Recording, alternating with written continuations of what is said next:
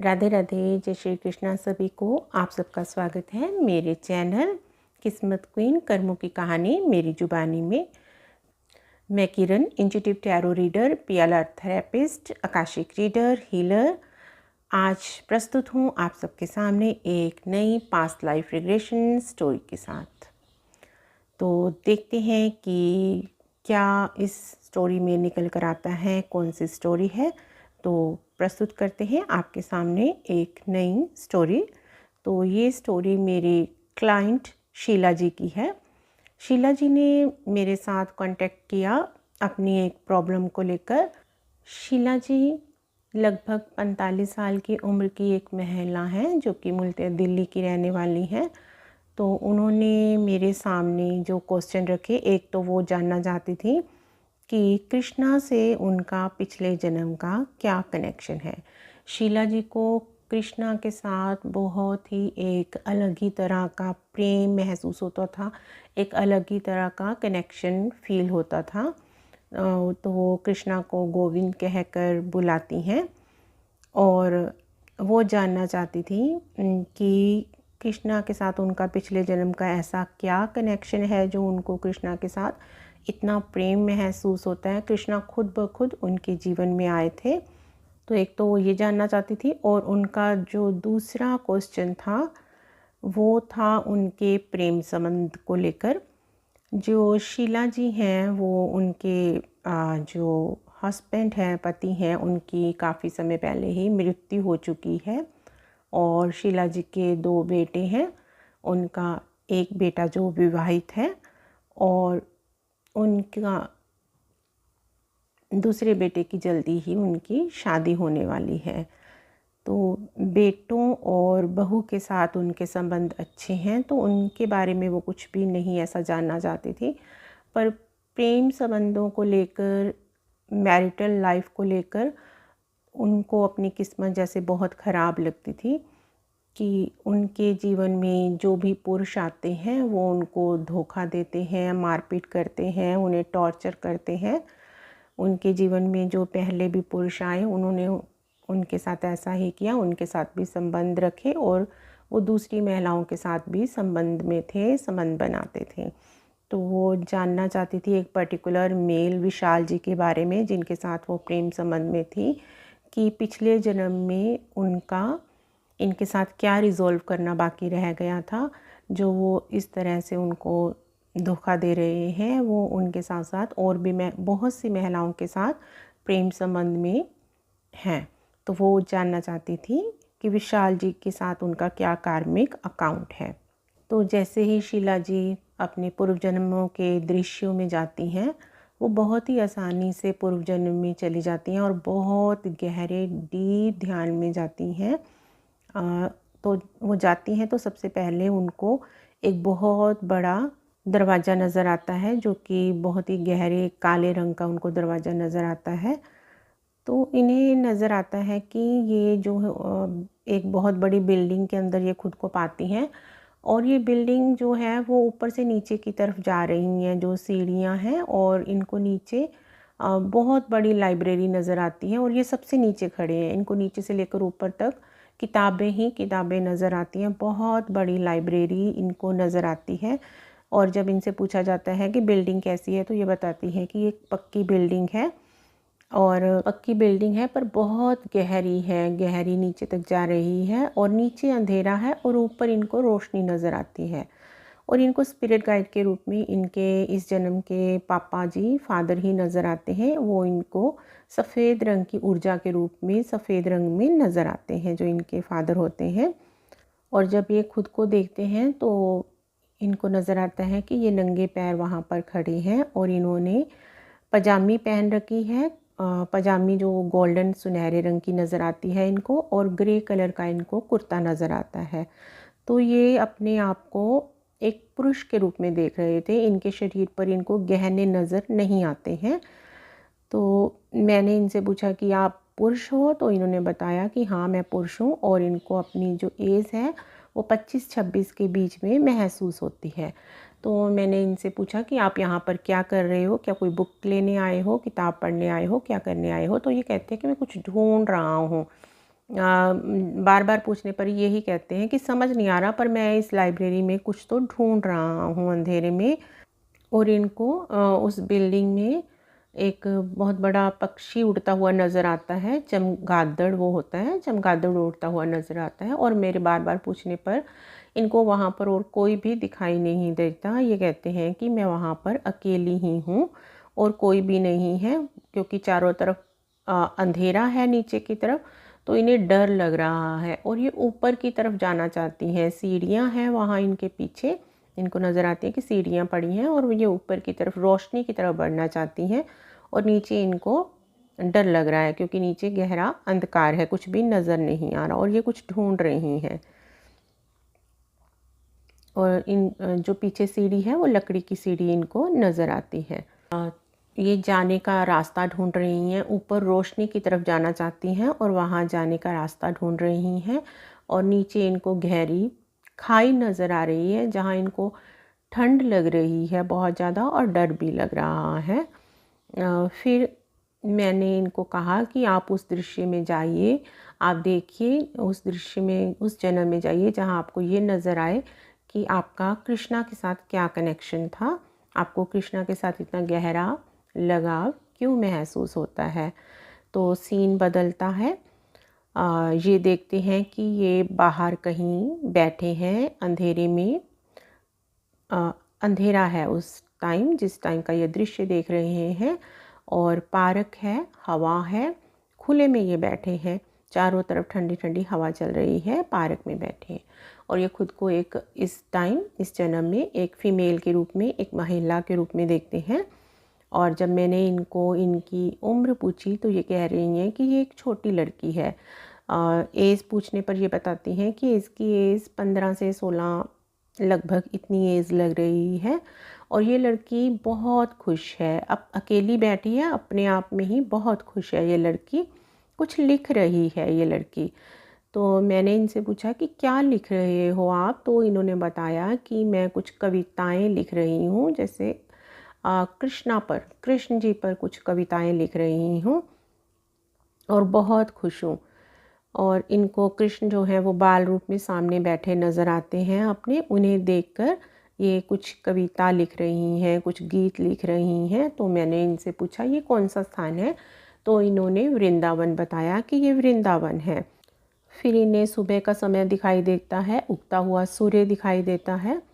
और मैं जब मैंने इनसे पूछा कि आप द्वापर युग में हो क्या, जब कृष्ण वृंदावन में रहते थे, तो ये कहती हैं कि नहीं, ये कृष्ण के गोलोक के बाद का समय है। उस कृष्ण के गोलोक जाने के कुछ टाइम बाद का समय इनको फील होता है, महसूस होता है। इनको भगवान श्री कृष्ण बाल रूप में अपने सामने नज़र आते हैं, तो ऐसा लगता है कि इनको दर्शन होते हैं और ये भक्ति में, प्रेम में रहती हैं कृष्ण जी के, अपने सामने उनको देख पाती हैं।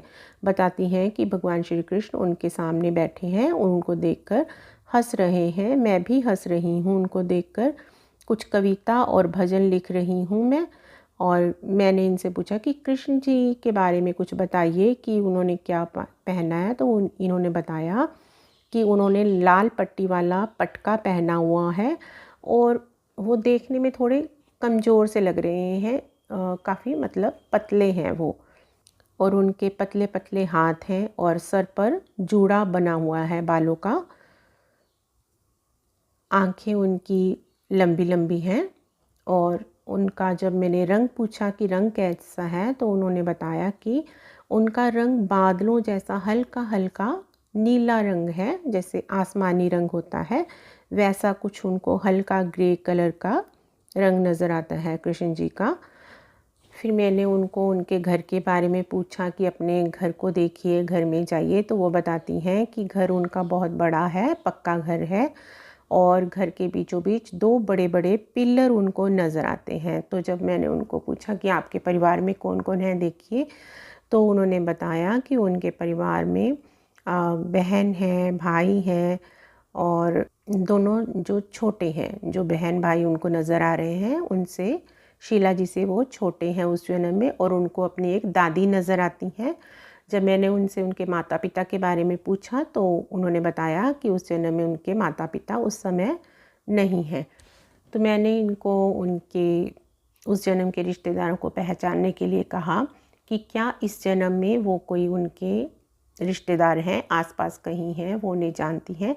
तो जब मैंने उनको उनकी बहन की आंखों में देखने के लिए कहा तो उन्होंने कहा कि ये जो उस जन्म की बहन है वो इस जन्म की छोटी बहन ही है शीला जी की।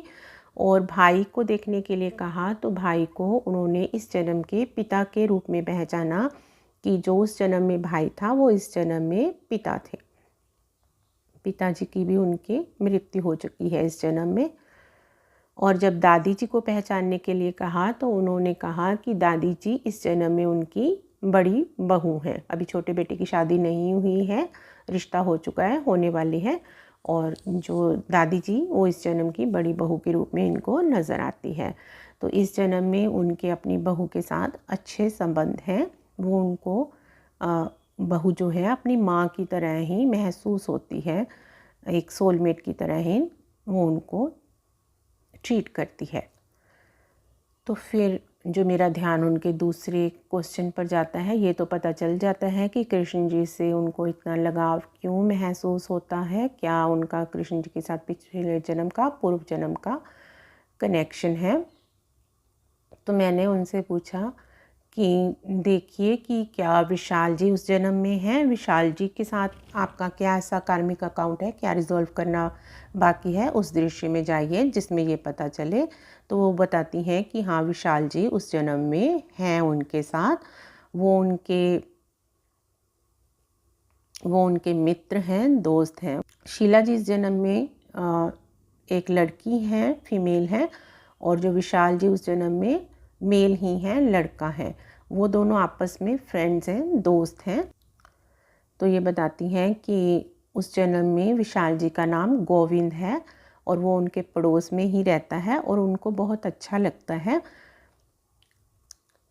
तो पहले पूछने पर वो बताती हैं कि वो सिर्फ दोस्त ही है, बाद में उनको फील होता है कि नहीं मैं उनसे प्रेम करती हूँ, मन ही मन दिल ही दिल में।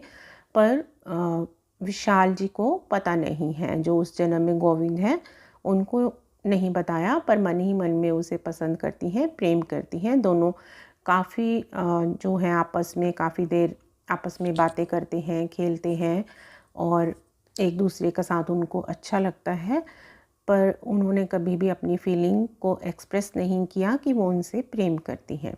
तो मैंने उनसे पूछा कि आपके घर में कृष्ण भक्ति होती है, क्या आप कृष्ण भक्ति करते हो, तो कोई कृष्ण भक्त है परिवार में। तो उन्होंने बताया कि मेरी दादी जी कृष्ण भक्त हैं, वो सारा दिन कृष्ण भक्ति करती रहती हैं, मंत्र जाप करती हैं, माला जपती रहती हैं।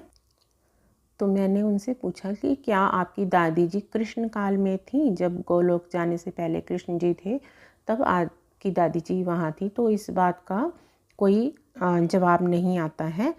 तो ये अपनी दादी जी को कृष्ण भक्ति करते हुए देखते हैं सारा दिन। तो फिर मैंने इनसे पूछा कि आप देखिए क्या उस जन्म में आपकी शादी हो गई है। तो इन्होंने बताया कि हाँ मेरी शादी हो चुकी है, पर मैं खुश नहीं हूँ शादी के बाद।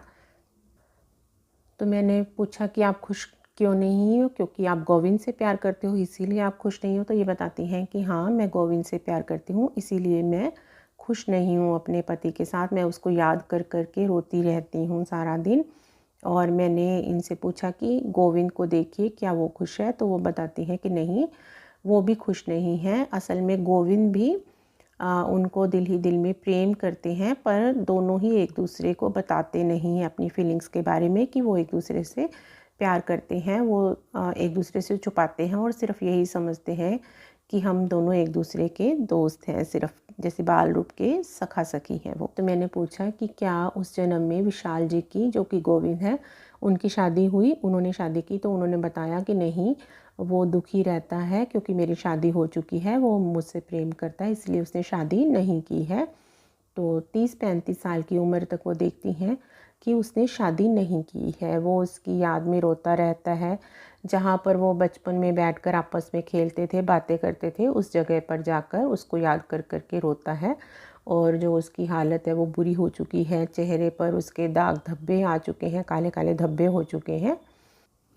तो मैंने इनसे पूछा कि आपके हस्बैंड के साथ आपके कैसे रिलेशन हैं, तो इन्होंने बताया कि मेरे हस्बैंड के साथ मेरे रिलेशन उस जन्म में ख़राब रहे।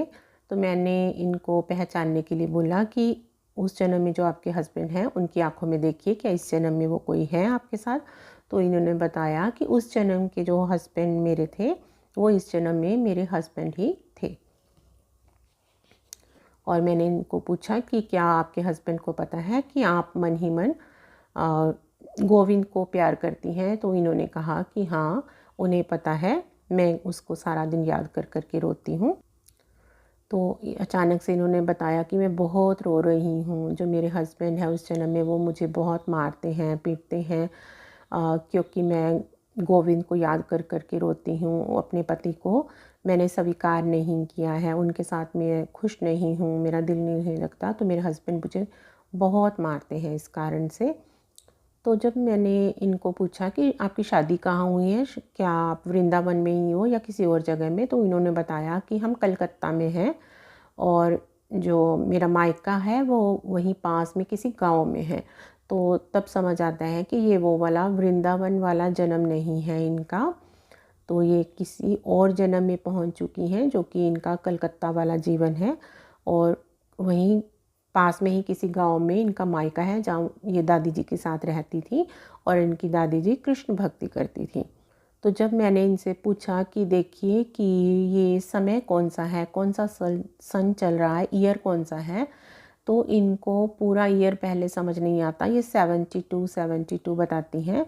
तो मैंने कि 72 कुछ ऐसा महसूस हो रहा है। तो मैंने कहा कि देखिए वहाँ किसी कैलेंडर पर कहीं साल लिखा होगा, तो फिर इनको ऐसे नज़र आता है, साफ साफ दिखता है कैलेंडर पर कि ये 1872 है, 1872 का ये समय है। इनको अपनी एक ननंद भी नज़र आती है। तो मैंने इनसे पूछा कि ननंद आपसे बड़ी है छोटी है, तो इन्होंने बताया कि ननंद मुझसे बड़ी है। तो मैंने उनसे पूछा कि उसकी शादी नहीं हुई है, तो इन्होंने बताया कि उनकी ऐसा लग रहा है कि शादी तो हो चुकी है, पर उनके पति की जो है मृत्यु हो चुकी है, वो विधवा हैं और वो मायके में ही हमारे साथ रहती हैं और हम उन्हें बाईजा कहकर बुलाते हैं, क्योंकि वो बड़ी ननंद हैं, बड़ी बहन है उनके पति की। तो मैंने उनसे कहा कि उनके साथ अपना रिलेशन देखिए कैसा रिलेशन है। तो उन्होंने बताया कि उनके साथ भी उनके रिलेशन जो हैं अच्छे नहीं हैं। जो उनकी ननंद है वो सामने तो अच्छी बनने का नाटक करती हैं, पर पीठ के पीछे मेरे पति को भड़काती रहती हैं, मेरे खिलाफ़ कुछ कुछ कहती रहती हैं और मेरे पति फिर मुझे मारते हैं, पीटते हैं, डांटते हैं, गाली गलौज करते हैं मेरे साथ। तो मैंने पूछा आपकी ननंद ऐसा क्यों करती है, तो वो बताती हैं कि मेरी ननंद को मुझसे जलन होती है, तो वो मुझे तंग करने के लिए जानबूझकर ऐसा करती हैं। मेरे सामने तो वो मीठा बोलती हैं, अच्छी बनने का नाटक करती हैं, पर अंदर से उनको मेरे से ईर्ष्या है, जलन है।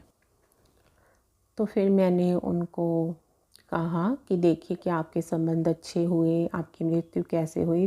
तो उन्होंने बताया कि मैंने खुद को आग लगा ली है, मैं आंगन के बीचों बीच खड़ी हूँ और मैंने खुद को आग लगा ली है, तेल डालकर जलकर उनकी मृत्यु हो जाती है। तो मैंने उनसे पूछा कि क्या आपको किसी ने रोका नहीं, क्या किसी ने आपको ऐसा करते हुए देखा।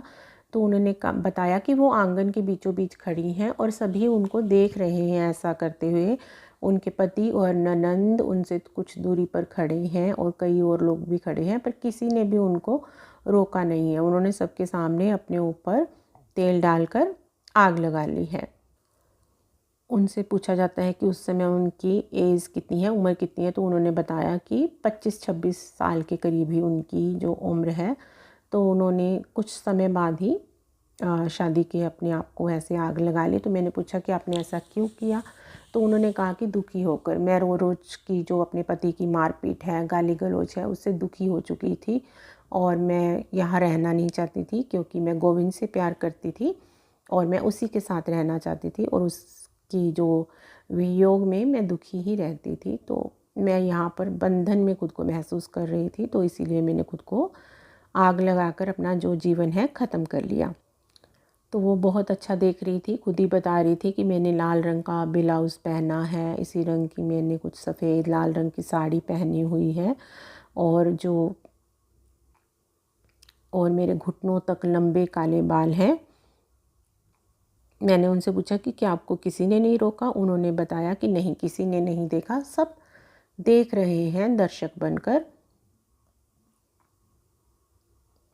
जब वो खुद पर तेल डाल रही हैं तो उनके पति और ननंद बहुत गुस्से में उनको देख रहे हैं।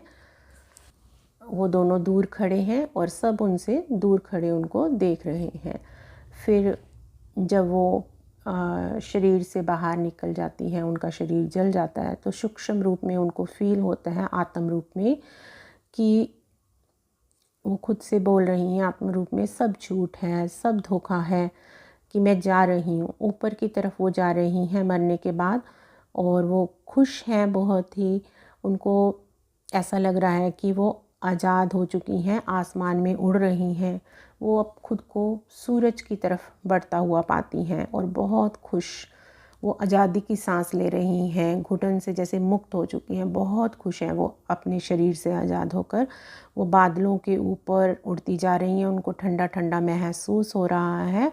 और जब मैंने उनको पूछा कि आपको कोई लेने आया है या आप अकेले हो, तो वो बताती हैं कि वो अकेले ही जा रही हैं और उनको बहुत शांत, बहुत प्यारा सुकून फ़ील हो रहा है, खुल के सांस ले पा रही हैं वो। फिर वो उनको एक बड़ा सा चांदी का दरवाज़ा नज़र आता है कि वो एक बड़े से चांदी के दरवाजे के बाहर हैं, और जब वो खोल कर अंदर जाती हैं तो वो उनको पीले रंग की वहाँ पर रोशनी नज़र आती है। तो वहाँ वो बताती हैं कि यहाँ कोई दुख दर्द नहीं है, बहुत अच्छी दुनिया है ये सूक्ष्म लोक है, आत्म दिव्य लोक उनको महसूस होता है, जहाँ पर बहुत सारी आत्माएं हैं। और वो एक बेंच के ऊपर खुद को अकेला बैठा हुआ पाती हैं। तो उनको नज़र आता है कि जो ये बेंच है वो सफ़ेद रंग का रूई जैसा बेंच है, बहुत हल्का है, वो उसके ऊपर बैठी हैं।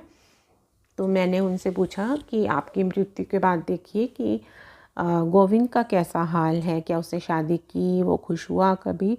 तो उसने बताया कि गोविंद का बहुत बुरा हाल है, उनकी मृत्यु के बाद चेहरे पर काले धब्बे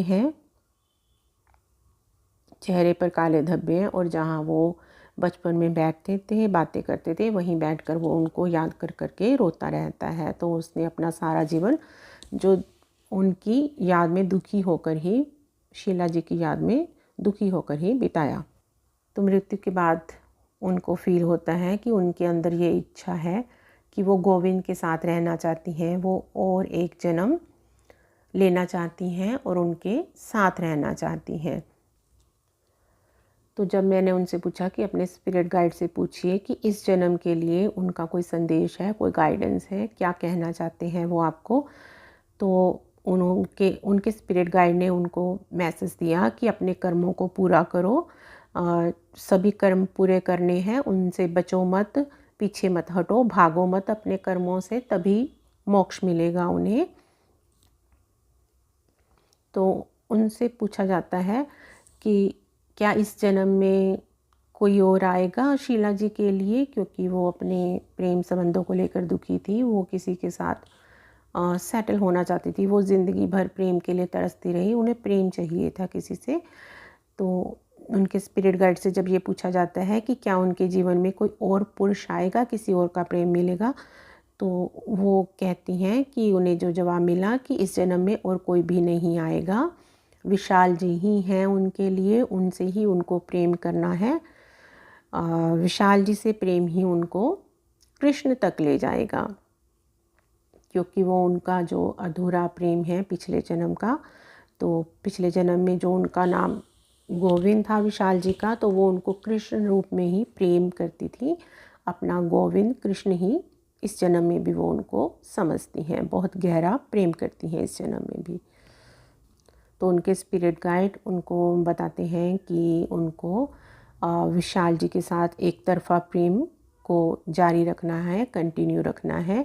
जब ये प्रश्न पूछा जाता है कि उनको विशाल जी के साथ अपने संबंध ख़त्म कर देने चाहिए हमेशा के लिए, या जैसे चल रहा है वैसे चलने देना चाहिए, तो उनके स्पिरिट गाइड जवाब देते हैं कि उनको विशाल जी के संग अपने जो उनको विशाल जी के साथ अपने संबंध एक तरफ़ा जारी रखने हैं, उनसे निस्वार्थ प्रेम करते रहना है उनको।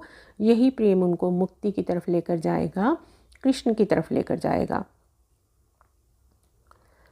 क्योंकि जो दर्द विशाल जी ने गोविंद के रूप में पिछले जन्म में सहा है, जो शीला जी का वियोग उन्होंने पिछले जन्म में सहा है, इसी तरह शीला जी को भी इस जन्म में विशाल जी के उस वियोग को सहना है, बर्दाश्त करना है, तभी उनका वो कर्मा जो पेंडिंग है वो पूरा होगा। ये उनको रिजोल्व करना है इस जन्म में। विशाल जी उनको इस जन्म में नहीं मिलेंगे। तो वो खुद ही बता रही थी, जैसे उनको मैसेज मिल रहे थे कि वो गोलोक में जाकर विशाल जी से मिलेंगी शरद पूर्णिमा की रात को। वो वहाँ उनको कृष्ण के रूप में मिलेंगे जो विशाल जी हैं, पर इस जन्म में वो उनको नहीं मिलेंगे। तो जो शीला जी हैं वो बताती हैं कि वो ट्विन फ्लेम जर्नी में है, ऐसा उन्होंने मुझे बताया था। तो उनको ये भी फील होता था जो विशाल जी हैं वो उनके ट्विन हैं, क्योंकि वो उनसे मूव ऑन नहीं हो पा रही थी, तो बहुत गहरा कनेक्शन फील करती थी। तो उनको ये भी लगता था कि ये मेरे ट्विन हैं। तो जब मैंने उनसे पूछा कि आप देखिए कि क्या आपके ट्विन इस जन्म में कहीं हैं या वो कहीं और सूक्ष्म लोक में हैं, तो वो बताती हैं कि जो मेरे ट्विन हैं वो मेरे अंदर ही हैं, और जो कृष्ण हैं वो जो कृष्ण की ऊर्जा है वो मेरे अंदर भी हैं, और जो कृष्ण की ऊर्जा है वो मेरे अंदर भी है और विशाल जी के अंदर भी है। और वो एक और महिला का, फीमेल का नाम लेती हैं विजेता जी का, कि उनके अंदर भी हैं। जो विजेता जी हैं उनके साथ भी जो उनके ट्विन विशाल जी हैं उनके साथ भी इस जन्म में विजेता जी के संबंध हैं, प्रेम संबंध हैं। जो विजेता जी उनकी वो ननंद ही हैं, पिछले जन्म में वो जो ननंद थी उनकी, जिनको वो बाईजा कहकर बुलाते थे, इस जन्म में वो विजेता जी हैं। और जिनको कि उस ननंद को पिछले जन्म में शीला जी से ईर्ष्या होती थी, जो कि उनके पति को भड़काती थी उनके खिलाफ। तो इस जन्म में वो विजेता जी हैं। तो दोनों का ही विशाल जी के साथ प्रेम संबंध है और दोनों को एक दूसरे से ईर्ष्या भी फील होती है। तो वो ईर्ष्या क्यों फील होती है? क्योंकि पूर्व जन्म में वो ऐसी एनर्जी थी जो कि वो इस जन्म में भी कैरी ऑन कर रहे हैं। तो और भी कई जन्म होंगे कि जिसमें विशाल जी के कारण दोनों को एक दूसरे से शायद ईर्ष्या हो, कोई और कहानी होगी पूर्व जन्मों की, और कई पूर्व जन्म लिए हैं, कोई एक जन्म नहीं लिया होगा इन्होंने। तो इस PLR में ये भी पता चलता है कि ये जो तीनों हैं वो आपस में ट्विन हैं, विशाल जी, विजेता और शीला जी। तीनों के अंदर ही कृष्ण की कॉन्शियसनेस की ऊर्जा है, कृष्ण की एनर्जी है तीनों के अंदर। वो एक सोल जो है वो 3 भागों में बटी हुई है। जनरली जो ट्विन सोल्स होती हैं वो 2 भागों में बटी होती हैं, 2 शरीरों में होती है, पर इनके केस में जो ये ट्विन सोल है एक, वो 3 भागों में बटी हुई है, जो आत्मा है, एनर्जी है। तो एक एनर्जी जो है, एक भाग जो है वो विजेता जी के अंदर है, और एक शीला जी के अंदर है, और एक विशाल जी के अंदर है।